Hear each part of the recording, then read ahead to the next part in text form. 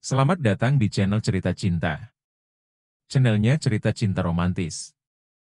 Sebelum lanjut, mohon dukungannya dengan like dan subscribe dulu. Gairah istri kesepian, bagian 22. Setidaknya, lelaki itu mencari tahu keberadaan dirinya. Lalu, kakakmu sekarang ada di mana? Tanya Lina. Kakakku sudah meninggal. Apa? Lina kembali terkejut dengan perkataan Arjun. Kenapa wajahmu seperti itu terus, setiap kali aku bicara? Tanya Arjun bingung. Ia heran melihat Lina, yang tampak berlebihan merespon ceritanya. Seolah wanita itu sangat tertarik untuk menyimak setiap perkataannya. Ya, ya, aku kaget saja. Tadi kamu bilang mereka telah bercerai. Terus, kamu bilang kakakmu sudah meninggal, kilah Lina menyangkal. Mereka memang bercerai. Cerai mati. Mereka mengalami kecelakaan 6 tahun yang lalu. Kakakku meninggal, sementara bajingan itu masih hidup sampai sekarang, ucap Arjun, dengan nada amarah yang tertahan. Lina tertegun, mendengar penuturan dari Arjun. Rasanya tidak bisa dipercaya. Jika Dara, wanita yang selalu terlihat ceria, dan bersemangat itu telah meninggal. Ia kira, Dara akan hidup bahagia, dengan lelaki pilihannya sendiri. Kenapa kamu, sepertinya sangat membenci presdir kita? Apa kecelakaan itu disebabkan olehnya, sehingga kakakmu meninggal? Telisik Lina penasaran. Hah? Bukan soal kecelakaan yang membuatku kesal. Arjun menyandarkan punggungnya pada kursi. Dia itu manusia tidak tahu diri. Keluarganya juga sama saja, tidak berperasaan. Gerutu Arjun jengkol. Saat kakakku dimakamkan, mereka sama sekali tidak menampakkan diri. Tapi, ketika pihak keluargaku ingin mengurus harta peninggalan kakakku, ternyata, sebagian besar sudah beralih nama kepemilikan. Termasuk perusahaan tempat kita bekerja. Arjun terkekeh. Di balik tawanya, tersimpan rasa kebencian yang mendalam. Apa menurutmu, manusia serakah seperti itu tidak pantas dibenci? Lina terdiam. Rasanya ia tidak percaya, jika Trian bisa bertindak seperti itu. Sejauh yang ia tahu, Trian bukanlah orang yang serakah. Tapi, mungkin saja Trian memang sudah berubah. Kamu tidak berusaha untuk meluruskan permasalahan di antara kalian? Mungkin saja ada kesalahpahaman. Arjun menggeleng. Percuma saja, dia tidak ingat apapun. Hah? Lina tercengang. Dia amnesia, karena kecelakaan itu. Lina mematung, mendengar kenyataan itu.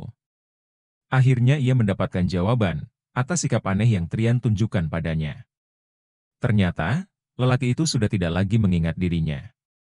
Trian tak berpura-pura tidak kenal. Ya, aku juga tidak yakin itu amnesia sungguhan, atau hanya akting. Intinya, dia ingin menguasai harta milik mendiang kakakku, dengan cara yang licik. Lina tak tahu lagi harus berbicara apa. Ia masih syok, dengan apa yang baru saja ia dengar. Kini pikirannya menjadi bimbang. Ada keinginan, untuk memberitahukan kepada Trian, tentang siapa dirinya. Juga keberadaan anaknya, yang sangat ingin memiliki seorang ayah. Bagaimana kalau sekarang kita kembali ke kantor? Ajak Arjun. Hah? Apa? Lina terkejut karena sedang melamun. Makanmu sudah selesai, kan? Jam istirahat kita hampir habis. Ayo kembali ke kantor, ajaknya Arjun lagi. Ah, iya. Ayo. Lina bangkit dari duduknya. Ia mengikuti Arjun, keluar dari restoran tempat mereka makan. Sesekali Lina menoleh ke arah Arjun. Tampaknya, lelaki itu sedang kurang baik perasaannya. Mungkin karena dirinya, terlalu banyak menanyakan hal pribadi. Ia juga tidak menyangka, jika Arjun punya hubungan seburuk itu dengan Trian. Entah mengapa, kehidupannya kembali berputar, pada lingkaran orang-orang yang saling berhubungan. Di ruangan rapat, Trian hanya melamun, sembari memainkan pena di tangannya. Presentasi yang dilakukan oleh tim relasi bisnisnya, sama sekali tidak ia perhatikan. Ia terus memikirkan wanita, yang baru saja ia temui hari ini. Meskipun ia tidak bisa mengingat, namun wanita itu terasa sangat familiar untuknya. Ada semacam rasa keterikatan saat ia pertama kali menatap matanya. Bahkan ia merasa tidak suka saat melihat wanita itu dekat dengan mantan adik iparnya. Lina, Lina. Trian bergumam lirih, menyebut nama wanita itu. Entah apa yang membuatnya tertarik pada wanita itu. Mungkin saja kecantikannya. Trian sudah sering bertemu dengan wanita-wanita cantik. Tapi, baru kali ini ia sangat penasaran hanya dengan satu pertemuan pertama. Pak, sejak tadi Anda sepertinya memikirkan sesuatu. Sekarang rapat sudah selesai. Apa kita masih akan tetap di sini? Tegur Pak Gading.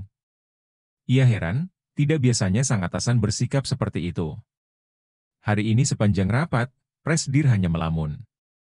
Bahkan saat rapat berakhir, Presdir hanya menyalami relasi bisnis perusahaan mereka sambil tersenyum. Tak ada perbincangan lanjutan, atau sekedar basa-basi. Untuk memantapkan rencana kerja sama mereka. Pak Gading, panggil Trian. Iya, Pak. Bawakan file karyawan bernama Lina itu ke ruang kerjaku sekarang juga. Perintah Trian. Apa? Pak Gading tampak keheranan dengan tugas yang baru saja diberikan kepadanya. Trian menatap Pak Gading, seolah memberitahu. Jika ucapannya barusan adalah suatu keharusan. Ah, iya, Pak. Baik, akan saya siapkan. Pak Gading segera menyanggupi perintah yang diterima. Ia bergegas pergi. Sementara Trian masih terduduk di sana sendirian. Apa aku pernah bertemu dengannya? Sepertinya dia tidak asing. Tapi di mana? Trian mencoba mengingat-ingat hal yang sama sekali tak bisa ia ingat. Bahkan kepalanya terasa sakit saat ia mencoba memaksakan diri mengingatnya. Semenjak kecelakaan waktu itu, tak banyak hal yang bisa Trian ingat. Bahkan, awalnya ia tak bisa mengenali siapapun, termasuk keluarganya sendiri. Semuanya tampak asing. Apalagi ketika ia diberitahu bahwa istrinya meninggal dalam kecelakaan yang menimpa mereka. Trian tak bisa mengingat jika dia sudah menikah. Kejadian kecelakaan itu juga tidak bisa dia ingat. Dia bahkan tak tahu namanya sendiri. Namun, berkat kesabaran keluarganya, ia mulai bisa mendapatkan identitas dirinya kembali dalam beberapa tahun. Anehnya, kecerdasan dan kapabilitasnya sebagai seorang pengusaha masih baik. Kalau dia mengenalku, bukankah seharusnya dia menyapaku?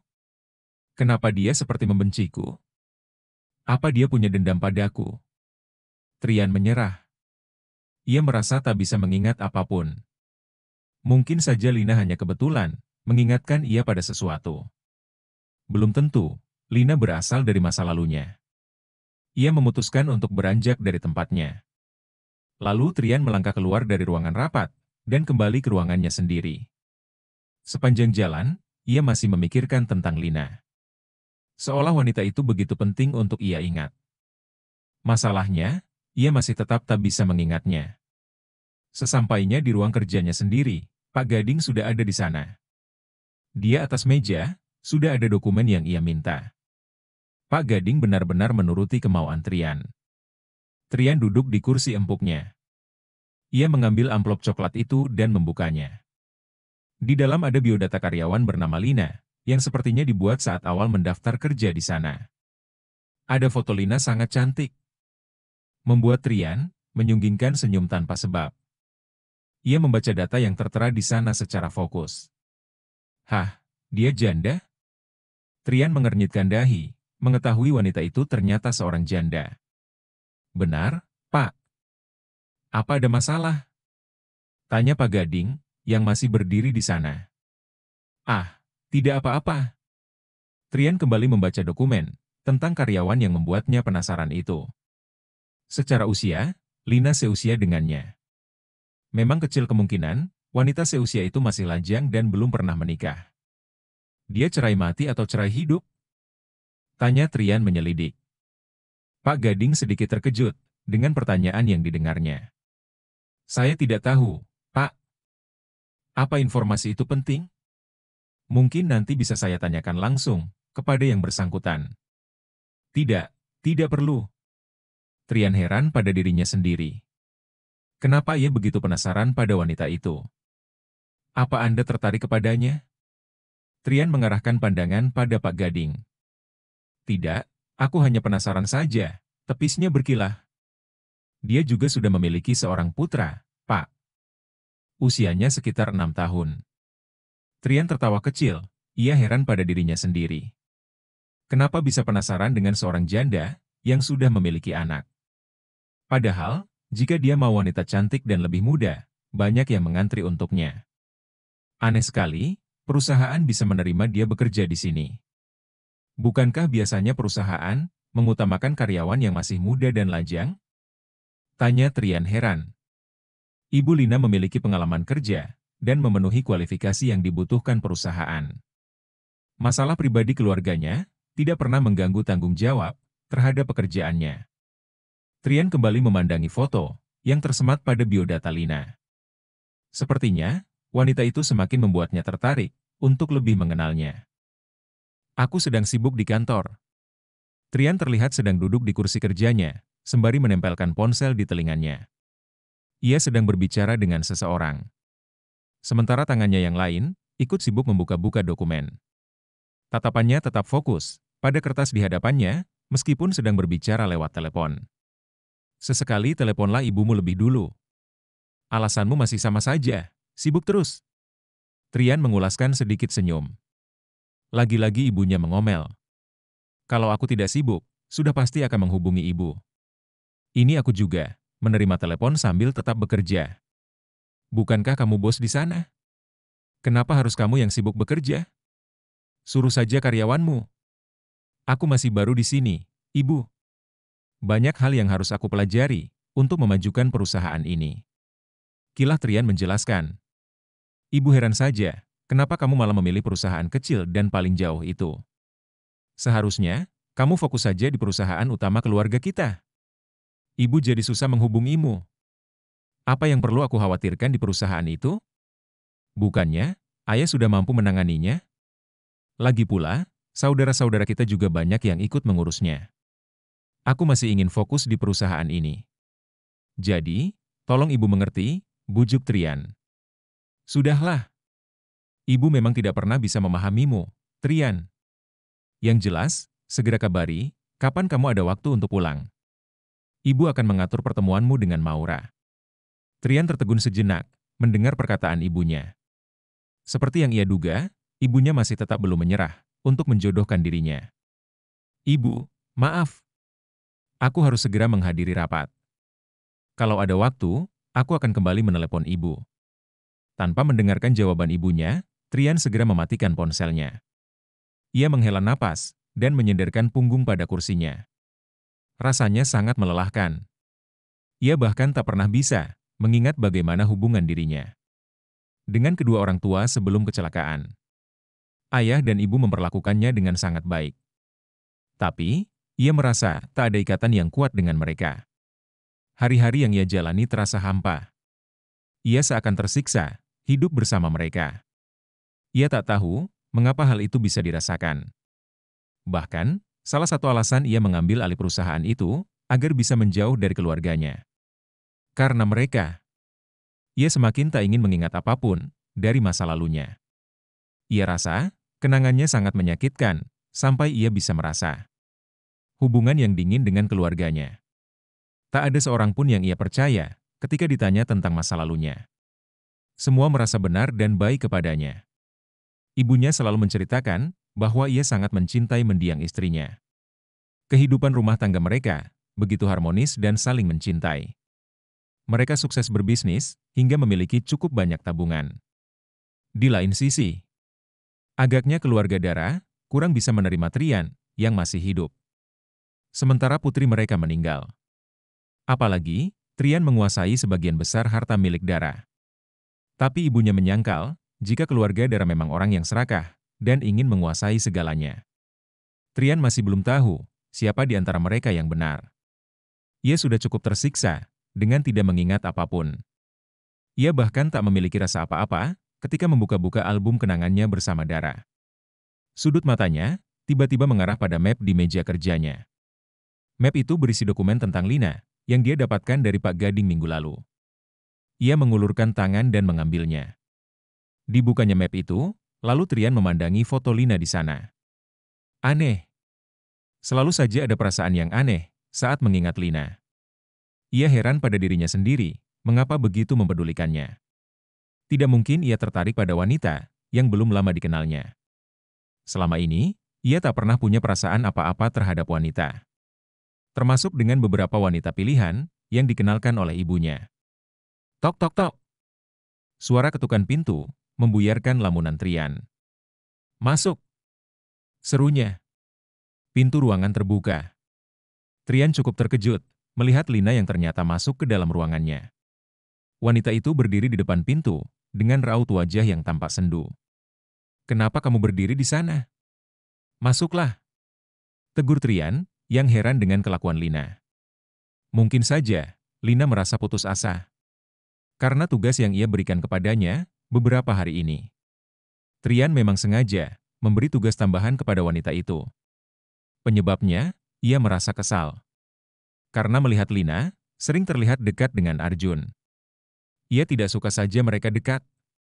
Sehingga ia mencari-cari alasan agar Lina bisa mengerjakan tugas tambahan. Wanita itu berjalan perlahan ke arahnya. Ia rasa Lina akan menangis dan merengek padanya untuk diringankan pekerjaannya. Ia sempat mengancam akan membatalkan kenaikan jabatannya. Trian tersenyum kecil. Ia yakin Lina akan memohon kepadanya. Di saat itu, ia akan menggunakan alasan untuk mengajak makan malam atau jalan berdua. Ia ingin memuaskan rasa penasarannya terhadap wanita itu. Jadi, apa yang ingin kamu sampaikan padaku? Tanya Trian. Direktur, ucap Lina dengan nada lirih dan memelas seperti orang yang ragu. Ya? Trian terlihat tak sabar melihat Lina memohon padanya. Lina secara tiba-tiba mendekat ke arah Trian. Wanita itu duduk di pangkuannya dan memeluknya dengan erat. Trian sampai tertegun tak bisa berkata-kata. Direktur, aku sangat merindukanmu, rengek Lina manja. Trian masih tidak percaya dengan apa yang dialaminya. Semua di luar prediksinya. Lina begitu berani, sampai memeluknya nikmat. Lina melonggarkan pelukannya. Ia mengangkat kepala, menatap lelaki yang masih mematung di hadapannya. Keduanya saling bertatapan lekat. Direktur, kamu sangat tampan. Puji Lina, dengan tatapan kekaguman. Tangannya masih melingkar di leher Trian. Perlahan ia mendekatkan bibirnya, memagut kecil bibir Trian. Ia mengecupnya beberapa kali, hingga berani memagut kasar bibir lelaki itu. Trian masih terkejut. Namun, tak bisa dipungkiri, pagutan itu memancing hasratnya. Ia tak bisa berpikir lagi.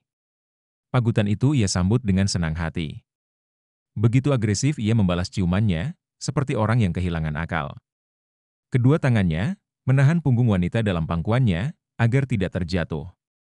Apa yang kamu lakukan? Tanya Trian bingung. Wajahnya sudah memerah. Lina semakin membuatnya menggila. Saat tangan lembut itu menyentuh miliknya, yang kini sudah mengeras. Tidak ia sangka, Lina bisa seberani itu membuka celana miliknya saat mereka berciuman. Bahkan, dengan nakalnya, wanita itu memegangi miliknya. Tentu saja rasanya sangat enak, sampai ia mau terbang ke angkasa. Kenapa? Direktur tidak suka. Lina bertanya dengan ekspresi wajah yang menggoda. Boleh saya teruskan? Tanyanya lagi. Mana mungkin Trian yang sudah diliputi gairah itu menolak. Ia membiarkan Lina terus memanjakan miliknya. Sembari meneruskan berciuman. Tidak disangka, hasrat yang selama ini hilang bisa tersalurkan dengan begitu enaknya. Oh, ya Tuhan. Lina. Terus. Enak sekali. Lebih cepat lagi.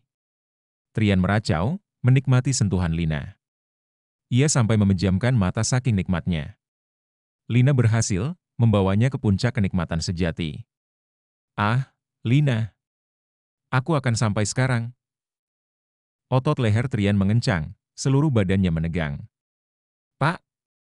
Pak Direktur, Anda sedang apa? Bersambung.